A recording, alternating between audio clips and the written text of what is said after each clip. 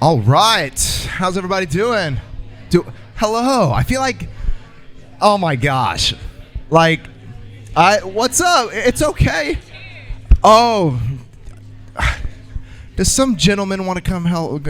Cameron, can you help them grab a couple chairs? Thank you, sir. Dude, so much fun. Since the past 2 weeks have been since we've gathered, I've been all over the place, and it feels like I haven't been here in forever, and so it's like a freaking family reunion up in here, so I'm loving it. So much fun. We'll get started 10-ish.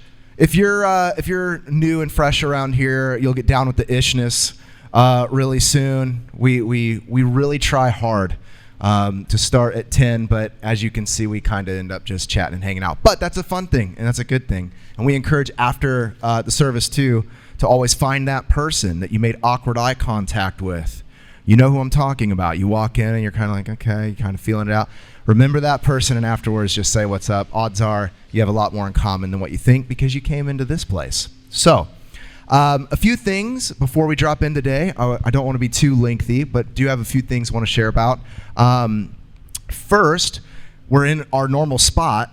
So if you didn't catch the Instagram reel and you just went on my word last time and you were like hovering around the auditorium, sorry about that. I'm sure I'll probably get a DM of somebody that like left and thought, I don't know, who knows. So, but we got this spot and I'm super grateful that we're able to be in this space. So a few things that we have going on is, thank you, friends. What's up? How we doing? Doing well. Good to see you.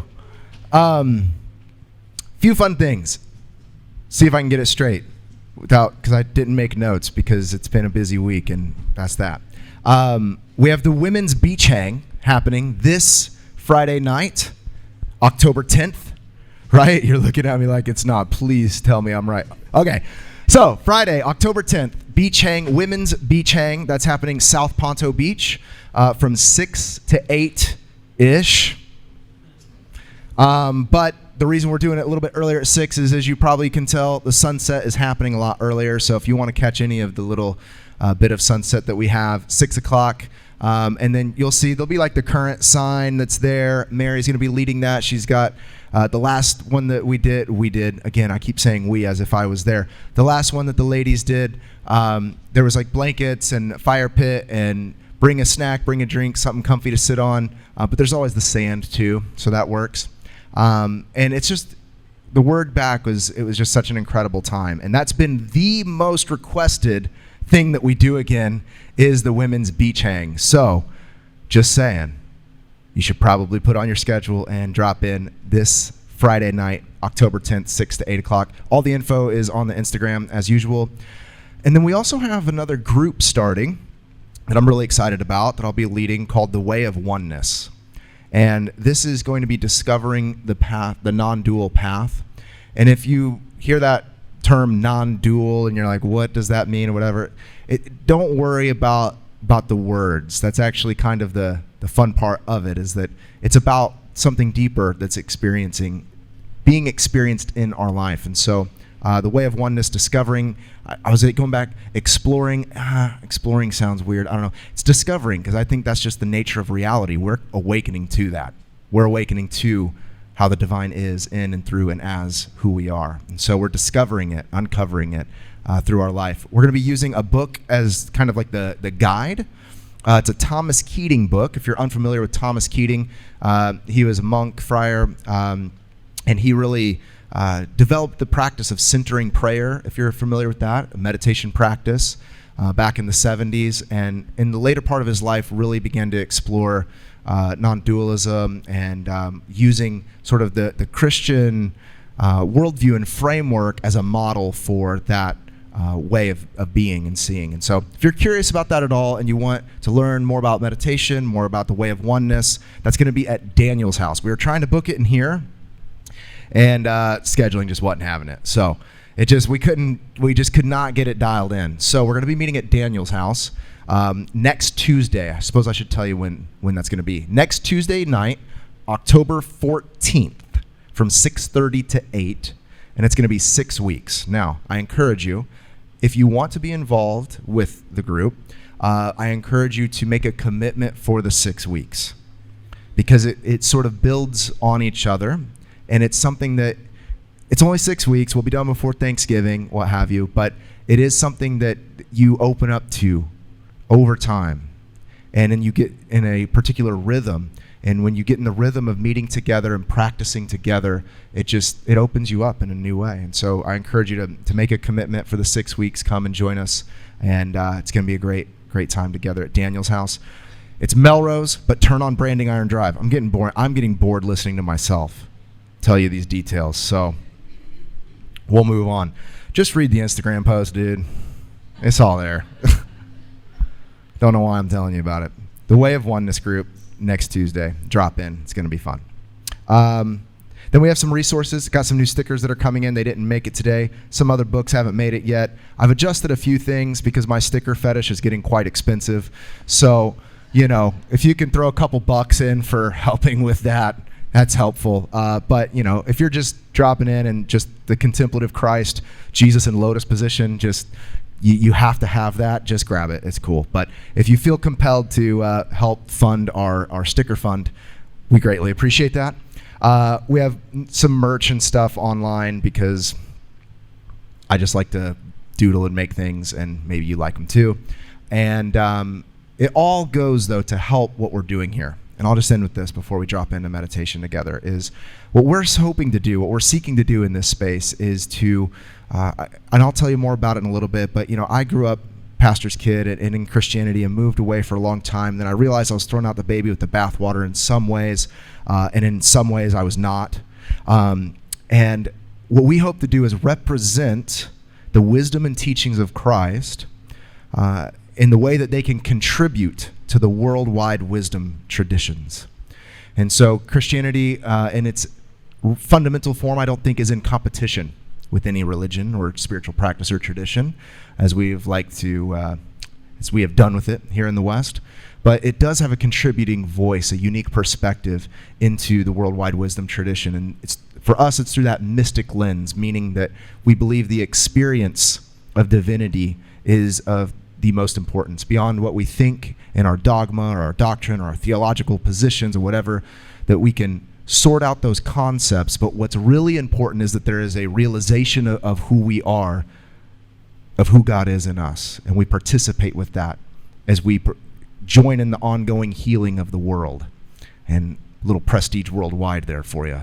But that's really what's happening. We're participating in the ongoing healing of the world, and we're facilitating a space to recalibrate and to move as people of peace in the world. So we're a nonprofit organization. If you feel called to partner with us with tithes, offerings, or donations, we certainly welcome that. And then you can also support through all of our other things that I like to make and put on the table. So with that, Gabby, or Lindsay, she didn't want to do it. Gabby's finally back in town. I'm going to call her. She's like, damn, I have not been here in 2 months, and you're going to put me on like that. That's what friends do. Close friends, at least. I had a grandpa that used to tease me all the time, and he's like, I tease the ones I love. So if you feel that from me, that's where I got it from. It's a generational curse that I'm not trying to break. So thank you, sweetheart. This is my wife, Lindsay. So, regardless of what I say, what I hope is tonight, today, everything's blending in together, that we would posture our heart in a way of openness. And so we set the light above, symbolizing that we place our mind above where Christ is seated. Christ meaning anointing. That the inner anointing of our being, of who God is in us, would bring illumination into our life. We press pause on everything that's happening outside of this space right here, right now. All of the stories, all of the conflicts and relationships, all of the demands of work, all of the doom of our scrolling. We place it all on the altar of our heart and bring it before the light. God, we ask for your light to enlighten us to your presence.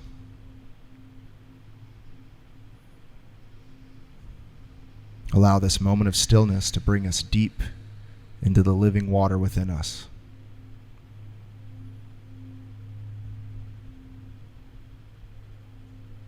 That we would feel ourselves relax into your presence that has always been here and that we're just tuning into in this moment.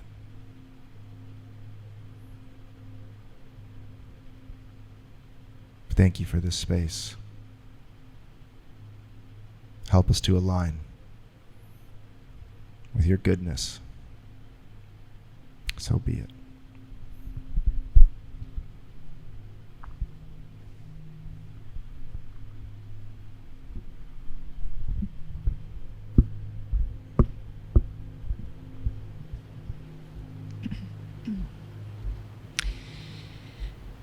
So just beginning to close down your eyes if you haven't already, or finding a soft, gentle gaze forward or on something that helps to kind of provoke some soothing, some gentleness. And as we're still here in this space, why don't we go ahead and connect with our breath, taking in some inhales and exhales.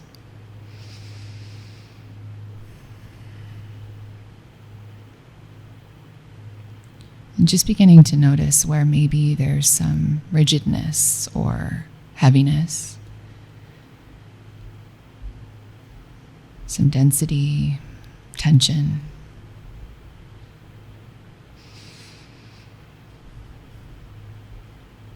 We'll take a collective breath together, breathing in through the nose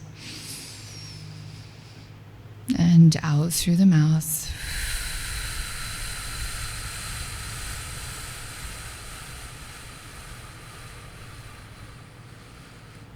Breathing in through the nose and out through the mouth. Seeing if you can just extend the exhale a little bit longer than the inhale. Breathing in and letting it go.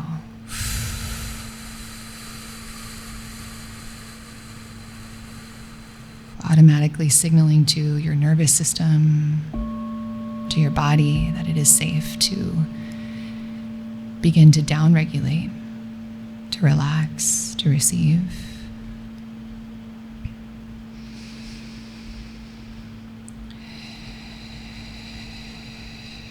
Continuing with that mindful breath pattern, if it feels good for you.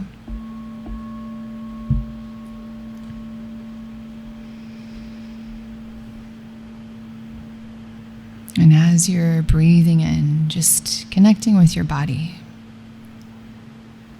Perhaps starting at the crown of your head,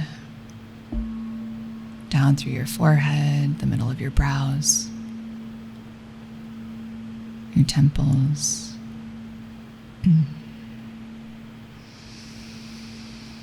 All down your facial muscles.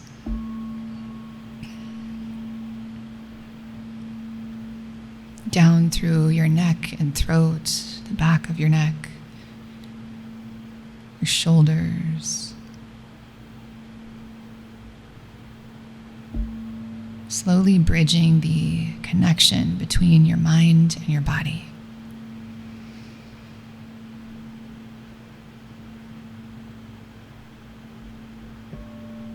Loosening the control and the grip that maybe your mind has had.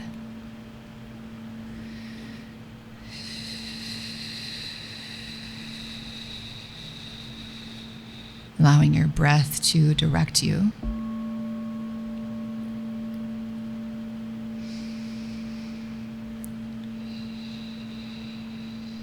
Feeling into your pelvis,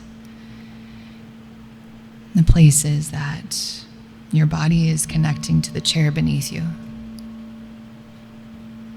And just noticing the amount of support and blind faith that you have in that holding you.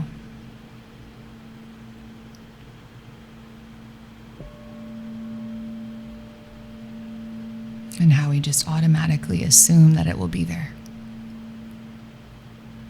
to hold us, to support us.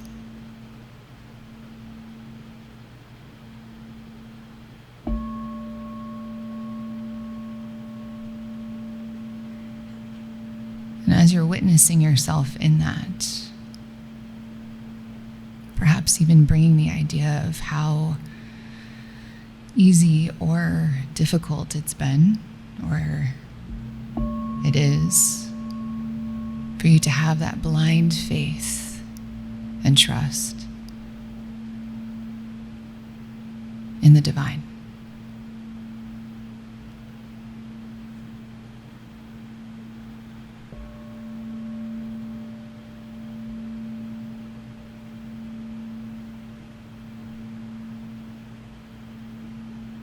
Noticing if there's any differences or similarities. Just becoming a curious witness.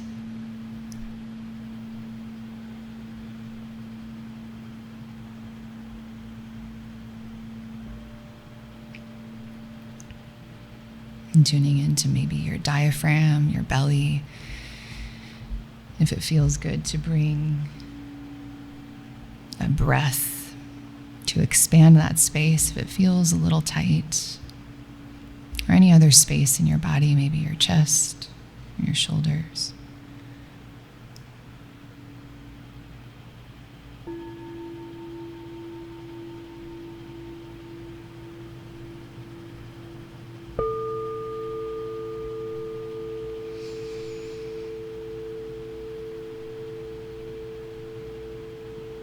Allowing this space to give your mind a break. And letting your body have more space to speak to you.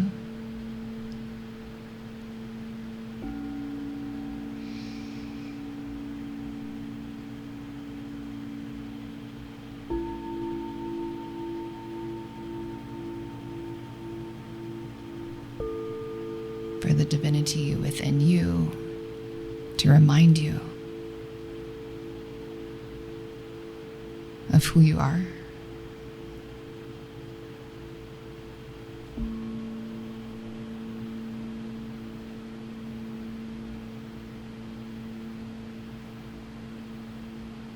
And the vastness of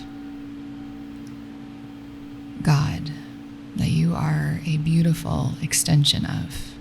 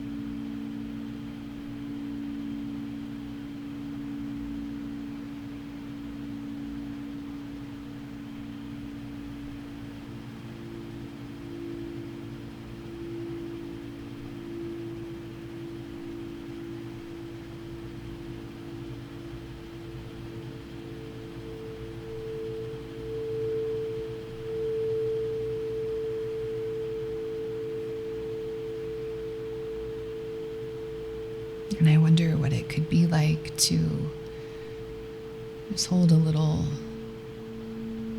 more compassionate space for all parts of you, without any judgment or shame.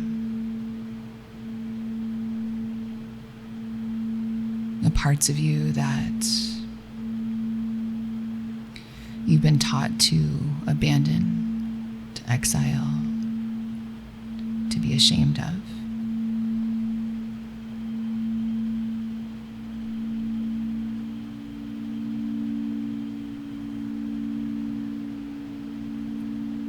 I wonder what it would be like to allow all of those parts to have a seat at the table.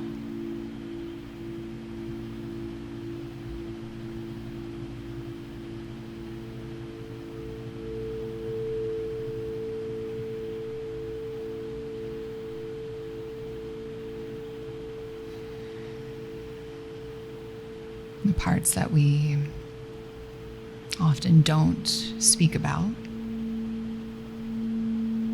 maybe even neglect to think about.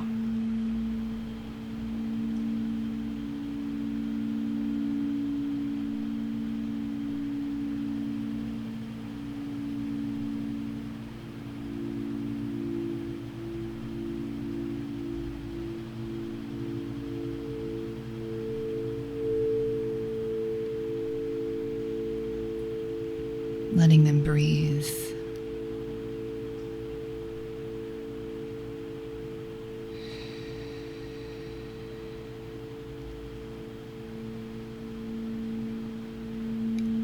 Letting them be witnessed.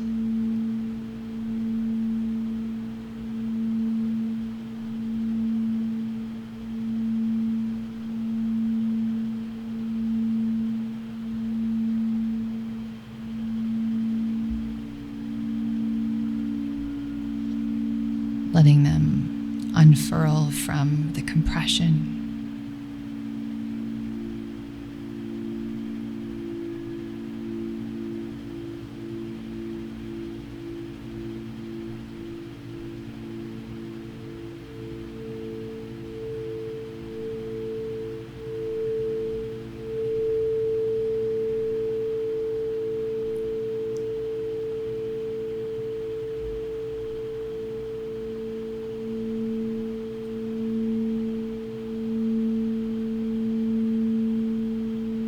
Letting them be seen.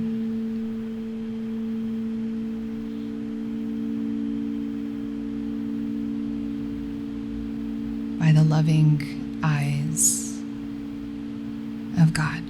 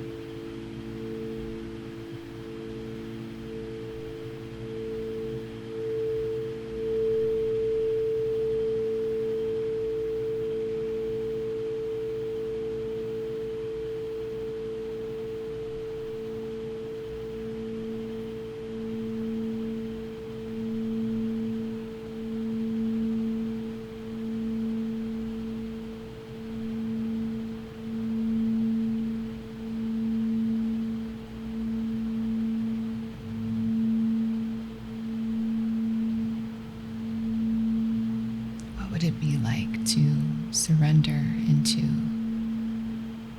a deep release? Trust falling into the arms of the divine.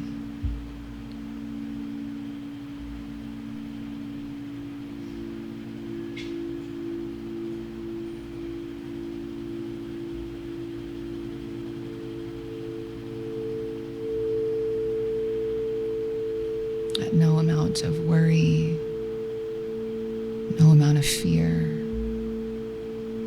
or stress or burden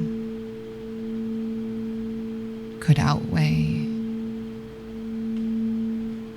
the level of trust that everything is going to be okay.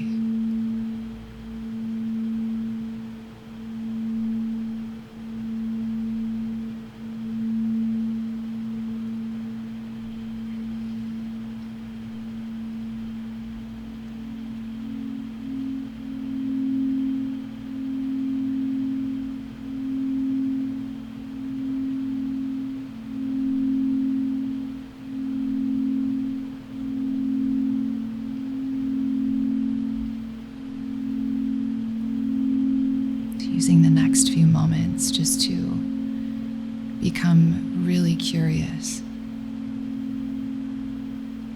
of how deeply you can surrender to.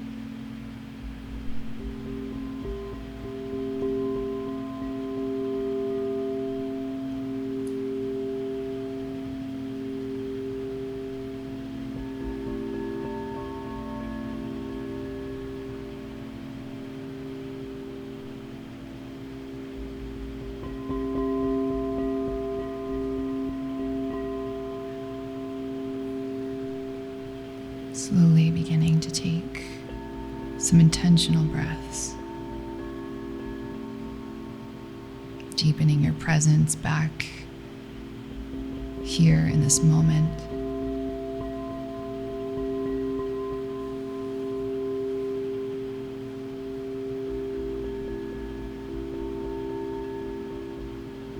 May our hearts be open to receiving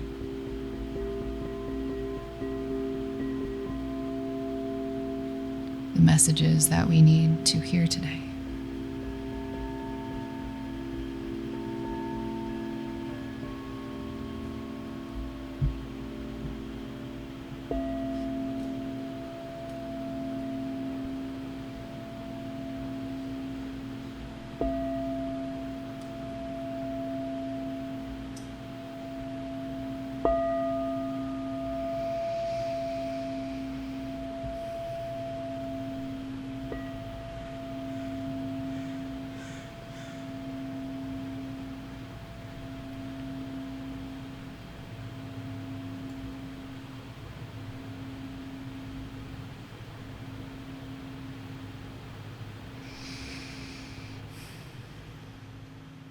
Beginning to open your eyes slowly and easily, adjusting to the light.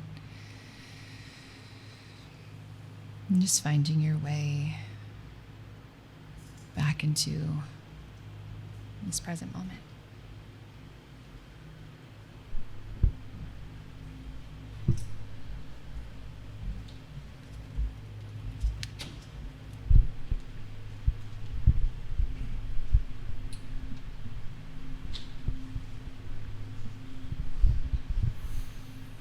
Thank you, Lindsay.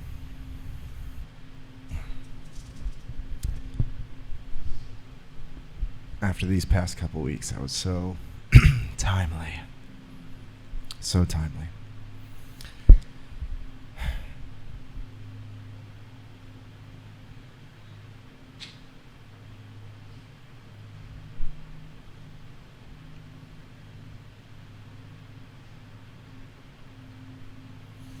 Feels good to rest back into this space.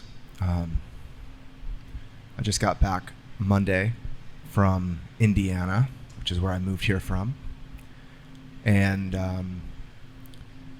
my grandfather passed away at 93, crossed over to the other side, and was back there celebrating with family his life. And it was beautiful. And the more I go back there, the more I'm just so grateful for where I've been, but grateful that I get to live here, though, too. Be straight with you. But I was reflecting on just a few different things over the past week or so that have dovetailed with kind of a bigger story, and really what it is, so many conversations that I've been having, just learning about what, not just my path, but my wife and our kids, our path, and it looks much different than the path that was set up for us. And the conversations that we were having just were bringing to the surface all of the ways that I feel like, we've really chosen to go our own way and to go our own path. And so I thought it'd be a great opportunity to just share just about how to find your path, especially whenever it looks much differently from the paths that have been offered to you. And then at the end as well, we have a song to dovetail it all in that I feel like the lyrics of the song articulate it much more adequately than I can. But I moved here almost 10 years ago with my wife and 2 kids. And just to set a little bit up for where I came from, I was in Indiana, and I was working at my dad's church. My dad is a pastor. I grew up as a pastor's kid. I was born in Miami, Florida. Then we moved to Indiana when I was a kid, and my dad started a church there where he just retired in August from leading that church.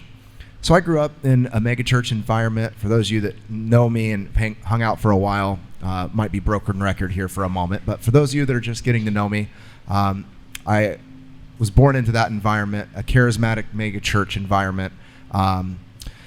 And over time, I was not the PK that was like the goody two shoes. It's like you're either an absolute rebel, ridiculous, hard to deal with kid, or you're like way goody two shoes and you're like, telling on everybody else. I was not that. I was the former. So I spent most of my time out back in the alley smoking and chasing girls down and what have you. And that's just how it was. So my parents were really cool, though. I had a really great pastor's kid experience, I was the only kid, I told you about this before, only kid at national conferences wearing Cannibal Corpse t-shirts and, just doing that whole deal. In my teens, played in death metal bands and didn't want anything to do really with the nerdy youth group kids or whatever. But at 20, I started to feel this nudge towards ministry. And so I began to walk down that path. My wife, Lindsay, and I got married. We went to Florida to do some training, and I got really rigid and really, again, as I've told you before, like my training in assholeness. And it was really great training. Everybody else was wrong. I was right. I read the right versions of the Bible, and these other people didn't. And I knew I was going to heaven, and I knew they were going to hell. And all was good in the world. And so I got more and more conservative, more and more rigid, more and more dogmatic for some years, just due to the nature of things. I went on staff as the youth pastor at my dad's church. He started letting me preach on stage. We had Saturday night and Sunday services, and I was given a platform way before or probably I needed that. Realize I'm a product of nepotism, acknowledge that, and in that environment, and got really conservative and rigid, and then things began to break for me. I started to experience my own inner betrayal. I remember one time being in my office reading a scripture that was supposed to be like the slam dunk passage for where we're talking about hell, and I remember being like, I don't see that myself, but I know the group does, so I'm going to believe what the group says and deny my own instinct and intuition about this. And that would not let go of me. I was having coffee with a friend this week sharing about this story, and it wouldn't let go. I had to follow that curiosity. It was just like, a beach ball in a swimming pool. If I wasn't actually pushing it down, it was just on the surface. Like, you're leading you're moving in a wrong direction. It was just that discernment there. And so I began to go through this process of what now is the buzzword of deconstruction, about 10 or so years ago, but I had already committed to move to San Diego to start a new church. So we came out here in the middle of an absolute, I didn't really know who God was anymore. I didn't really know the purpose of what I was really doing. I just knew I'd committed to come here. I wanted to move here, and I knew that I couldn't just keep doing what I was doing in Indiana. It's like somebody flipped on the light switch to the hallway of my life, and it's like I could just see it. And, we had a house and nice cars and great health benefits and the whole 9 yards, which is really great when we had our kids, actually. I'm not trying to talk crap on that too much. I'm just saying, having a kid is expensive, and it was great to just pay $500 and move on. So it was a great place for all of that, but it was like everything was just there, and here I was going to take over this church and live down the street from both of our parents, and life was just going to be fine. But I could not shake this inner itch. I had an office in our house, and it faced west, and I kept just like looking over this cornfield, because that's what in Indiana, plenty of it. And I just kept looking over this cornfield and watching this sunset, and it was winter. It was super cold, which I hated. And I just like felt this like leaping out of my heart to move west, just go. And it took from 2013 to 16 to make it happen. But finally, in 2016, we sold our house, sold one of our cars. We, moved out here just because of this nudge. This inner nudge.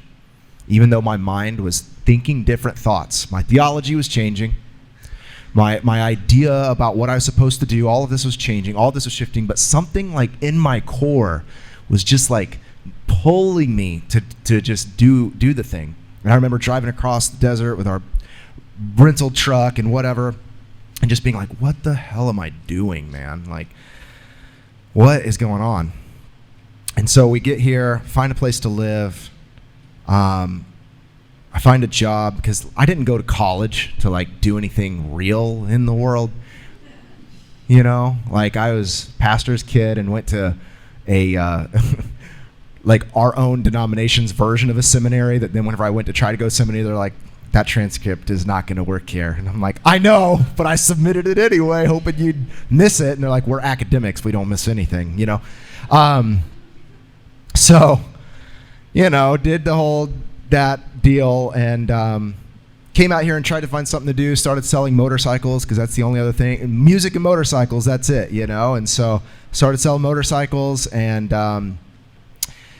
finally after some time, I just felt like it was like real then. It was all exciting for those years. I feel called to move to San Diego and do all this stuff, you know, and then I got here and then I had to work dealership hours and sell bikes to young Marines that had no business on that size of a motorcycle, but my manager's like, you got to put checks on the board, man. You're a sales guy now. And I'm like, okay. So my youth pastor heart was like, you do not need 1,000cc motorcycle, my friend. He's like, I rode a dirt bike before. I'm like, when? You know? It's always that. I grew up riding dirt bikes, but it was actually like their third cousins that they rode one Thanksgiving into a tree, you know? So, whatever. We got financing for you, pal. Sign on the dotted line. One kid had to call his mom for his social security number. I swear to God. I'm like, dude, how did you enlist in the Marines? You know, nonetheless. Selling bikes to kids that shouldn't be on them and living life. And then we were out here for a few months. And needless to say, I got bored with that pretty quick. And we went back for my sister's wedding. And I had a friend who I'd known since middle school. And he was a guitar player. And whenever I was a youth pastor, I invited him to come in and got him to be like a small group leader and training him to lead worship and all that's, you know, leadership development that you do in that environment. And I was like, dude, why don't you just move to San Diego? You're not doing it. You're just hanging at the skate park, man. Like, come to San Diego and you do some worship and we'll make a church and we'll just make it happen.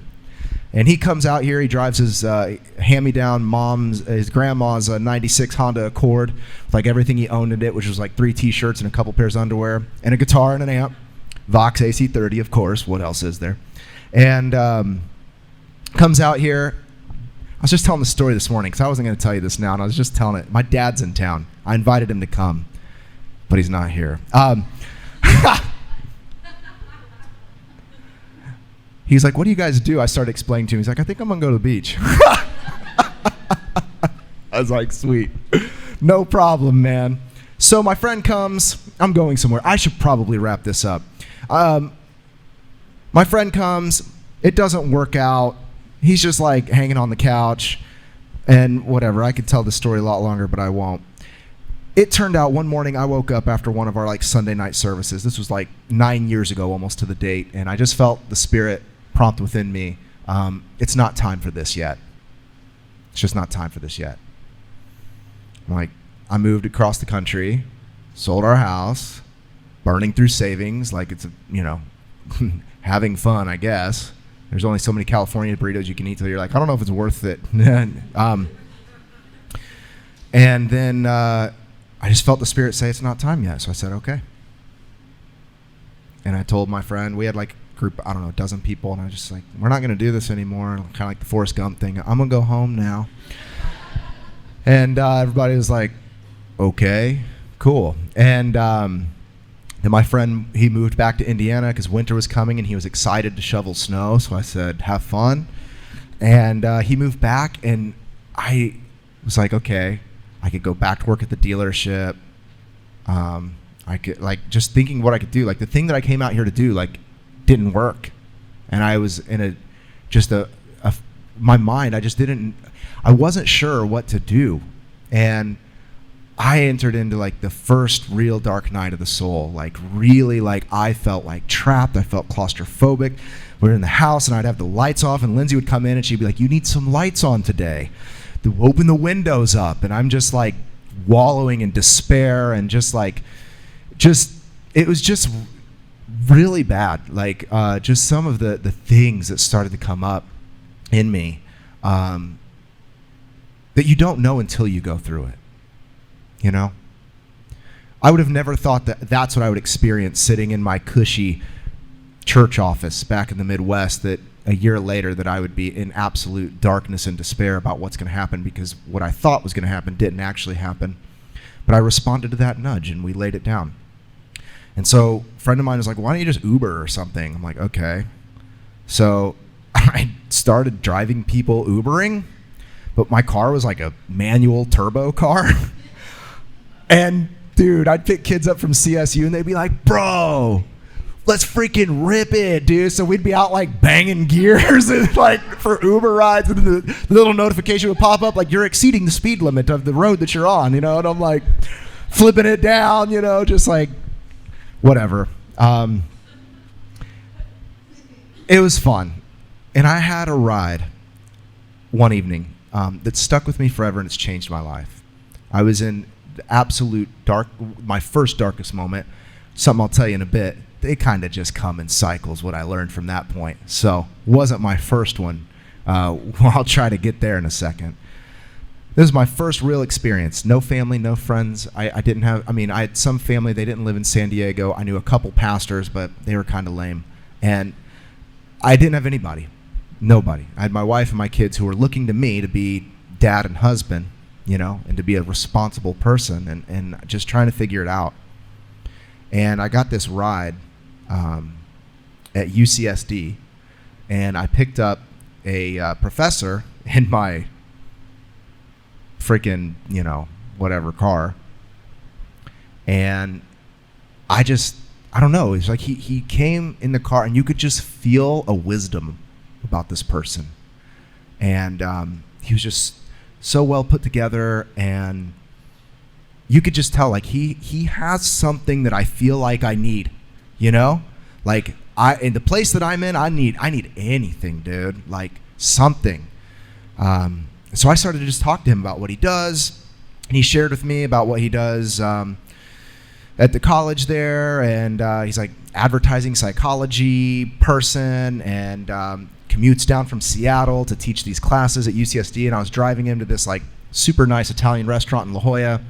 And so I'm just like asking him questions and just listening, just like a sponge, like everything I can do to like pick this guy's brain in the 10 or 15 minutes I have him in my car.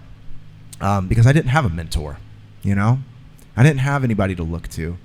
I didn't know, like, the initiation was inner initiation. I didn't have, the only person that was supposed to be a mentor, he got like caught cheating on his wife like all the other pastors do. And it's like, dude, like, I'm going to listen to you, man.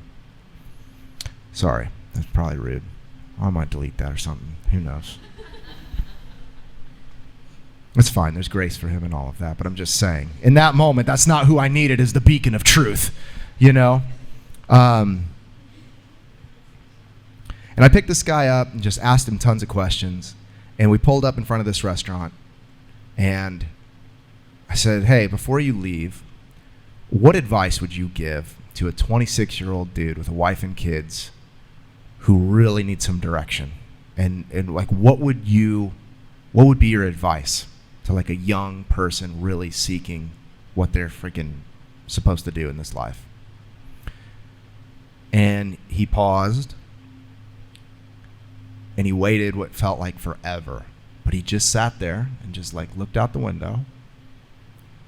And I was looking at him in my rear view mirror. And he was so kind that he even thought that long about it, you know, going to a dinner appointment.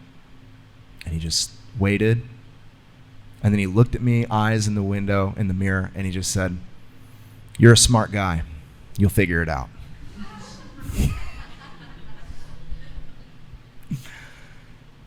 Thanks.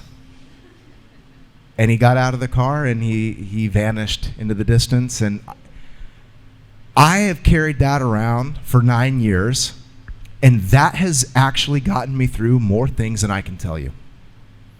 And what I love about that guy's response, clearly he was smart.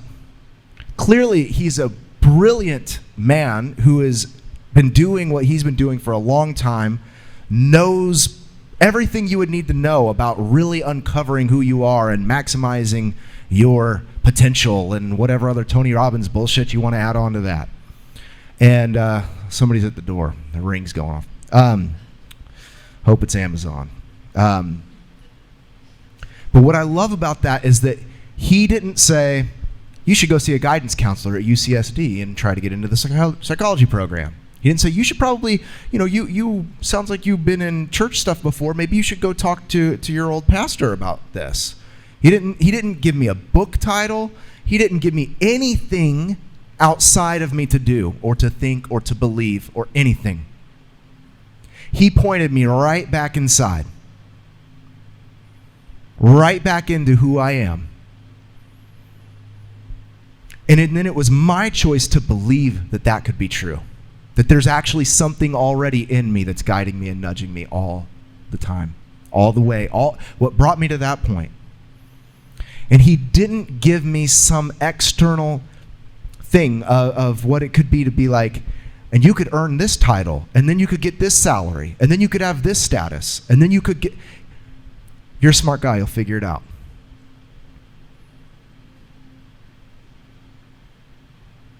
And at that time, I'm like, I don't feel very smart.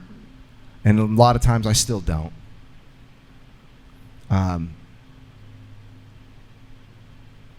But what I am aware of, and that what I think is better than smart, and it's wisdom that comes whenever you actually drop in to that nudge. And I started to remember about the nudge that initially got me to leave my cushy, all this stuff, and move out to an unknown place. That got me to do all these things and just take the next right step. And if you're someone who is trying to navigate and find your path in life, and we're always trying to navigate that, I would encourage you that the path is not something that you become. It's the refinement of who you already are. That's the path. The path has little to do. It does, but not first, little to do with what you do. We're always looking, especially here, it's like, what hobby do I have that I can monetize and do all this stuff? And it's like, there's place and space for that. I'm not dogging on it. But many times we're asking the wrong questions when we're trying to understand our path. I believe that divinity is much more interested in the refining character of who you're becoming. Because the truth is, I continue to go through times of really great and then down and up and down. And I'm like, oh, that's how the roller coaster of life goes. Sick. So I can't be surprised when the ride comes down again. It's okay. You begin to trust the path to lead you where it needs to go. There's some indicators, there's some evidence to show you the way, though, along your path. And that evidence comes, I believe, whenever you faithfully drop in to get still and quiet. And there's all sorts of methods that you can do. You can think about what lit you up when you were a kid, before you were conditioned, to just have a good credit score. Again, it's a great thing. But my friend Eric didn't know how to do that, by the way, when he moved out with me. And I'm like, dog, if you're going to buy a place, or if you're going to rent a place, you need a credit score. He's like, credit doesn't mean anything, dude. I've listened to Dave Ramsey. I'm like, F Dave Ramsey, dog, you need a freaking... Anyway, still jaded. Your path does come with practicalities to it. But that practicality is only the overflow of that nudge and tug. And sometimes you're going to be nudged and tugged into some weird places, like doing commercial insurance. Hi, that's what I do during the week. You think I thought I'd be like, I'm going to move to San Diego and sell general liability? Like, somehow it's a part of the path now. And it's all right. And someday it might not be. And that's cool. You stop trying to look so far down the path of what you can be, earn, attain, get, and realize it's all only happening right now. The path is only happening right now. The step you can only take is right before you.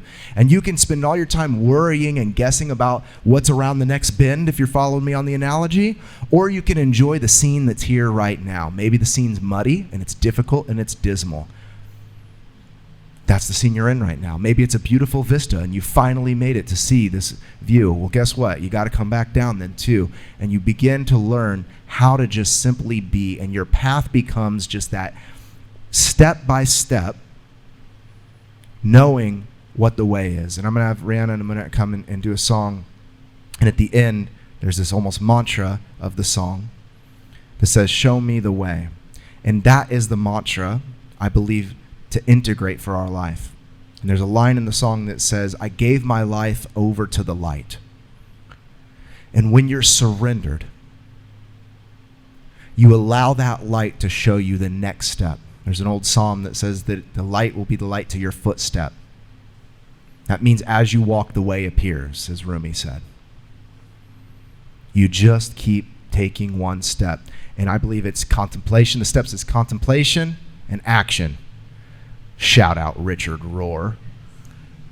Contemplation, stillness, meditation, dropping within. Action, actually getting off our ass and doing something about it.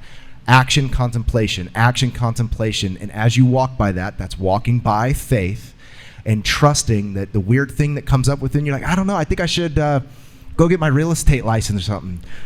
Awesome. Maybe that's what you should do. Maybe I should stop doing that. Maybe that's what you should do. But it's more about you having that awareness of God's presence leading you moment by moment, step by step. So the way you know your path, and some of you may have come today and you were hoping for a y equals mx plus b equation to be like, sick, I'm going to get my life's path like this and this and this. Well, I'm sorry to say, many of us have signed up for too many courses, hired too many professionals, done too many things that were just slick marketing stuff. And then you realize I'm out 10 grand and the only thing I had was a retreat that I don't know, threw up a bunch and saw God for a little bit, and then I don't know what to do now. It's an insider. It's ayahuasca. So integration, living it, doing it, being it, that's where the Holy Spirit will lead and guide you moment by moment, step by step, and it's calibration to that presence. So 11-ish.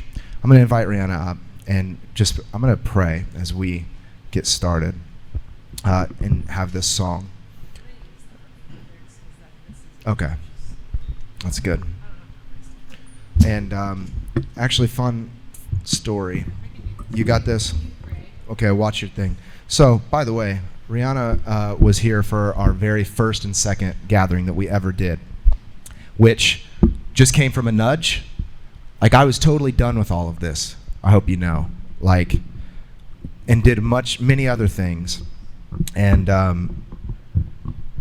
I just felt a nudge. I was like, dude, just go over here and see if this spot's available and reach out to some of your homies and see if they want to drop in. And I was like, hey, you want to come play a few songs? And the way I met you is so weird and synchronistic and crazy. Some rich person's house at Rancho Santa Fe, like, whatever. It's cool. It was like a cannabis company having some event, but everybody there was super weird. Very. They were very weird. Including me.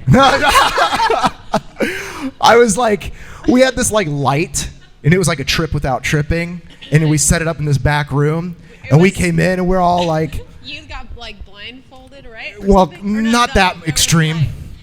But, you know, we're like, come to the back room and try something really cool and psychedelic. And yeah. And then we said we used to be pastors, and then we started talking about deconstruction, and then I was like, oh, she's like, you guys used to be pastors? What are you doing here? And we're like, I don't know. I'm just following what's next. Right. Anyways, and then so invited her to come, and so I thought it was very timely to invite her for this song. So 11-ish today, but my hope is that I heard this song years ago, and it's come up over the years. And again, what I encourage you to do in these last few minutes, because when you leave from here, the switch of life gets turned back on, and then now you're just on to the next thing, and it's chaos. So receive the gift of stillness just for a few more moments.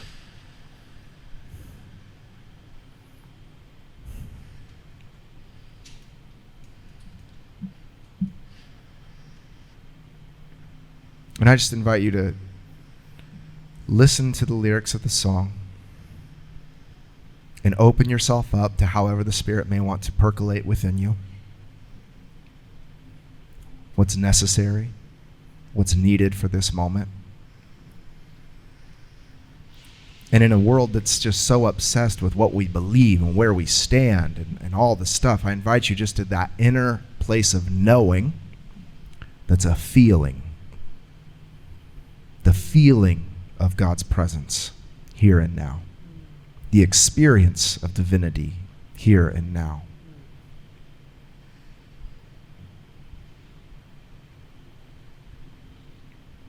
So God, as we open ourselves to your presence through this song, we just ask that your Spirit would read us and bring into the movie screen of our mind everything that's necessary as we take faithful steps on the path.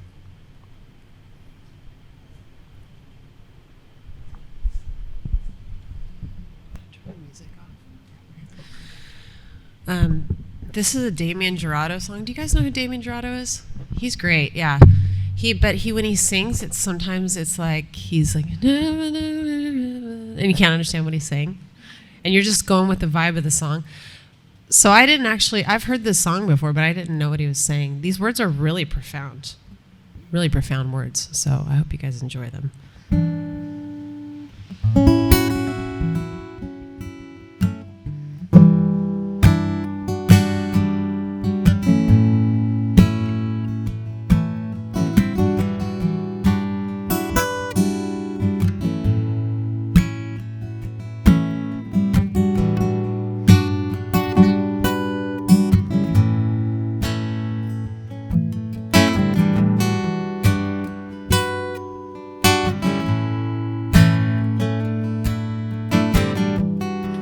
Are we looking for a plane to crash beyond the near and blue, where I just see you,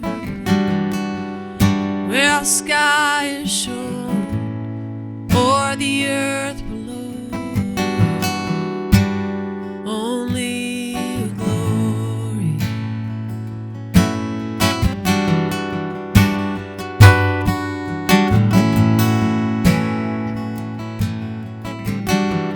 So I took a drive to the mountainside, where I gave my life over to the light.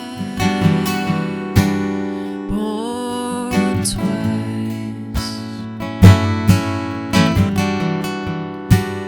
born twice.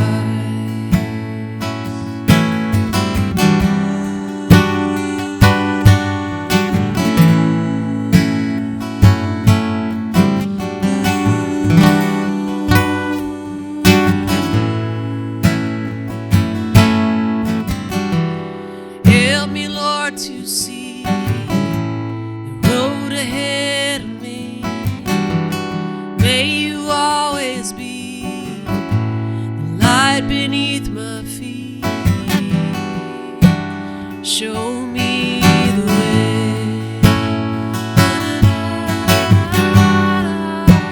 Show me the way. Show me the way.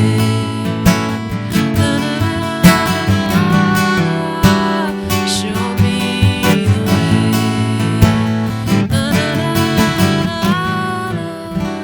Show me the way.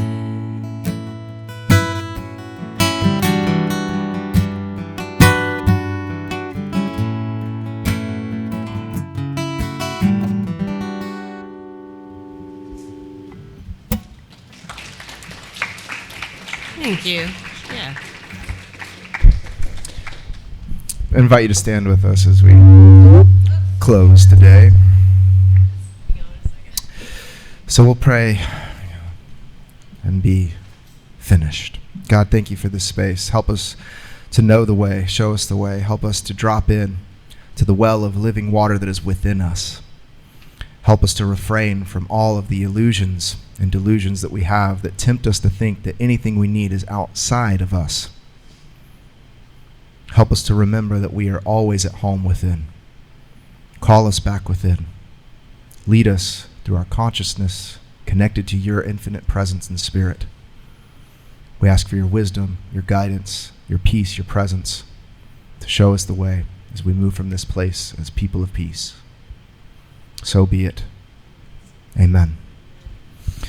Amen. So, again, find the person that you found some awkward eye contact with, or if you have to split, by all means go ahead. And ladies, Friday night, we'll be meeting at the beach, not me, and then Way of Oneness, and then we'll be back in 2 weeks. Stay in tune, in touch, whatever, on the Instagram. See you soon.